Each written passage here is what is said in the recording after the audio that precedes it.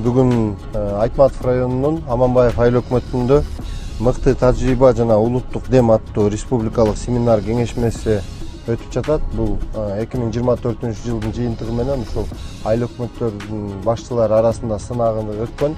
Ошол сынактын негизинде биздин Аманбаев айыл өкмөтү биринчи орунду ээлеп 3 миллион сомго ээ болушкан. Анан ошол жерде мыкты тажрыйбалар менен алмашуу семинары деп айтсак да болот. Ушул Аманбаев айыл өкмөтүнө кандай мыкты тажрыйбалар ишке ашырылды, ошолордун баарын Кыргызстан боюнча айыл өкмөттөрдү 150дөн ашык айыл өкмөт башчыларын чогултуп, ушул жерде тажрыйба алмашуу. Эң негизги максат Кыргызстандын 7 областынан тең айыл өкмөттөр келди. Жалпы жонунан бир 150 айыл өкмөттүн тегерегинде иш-чарага катышып атышат. Андан сырткары жогорку кеңештин депутаттары, мамлекеттик агенттиктин жетекчилиги.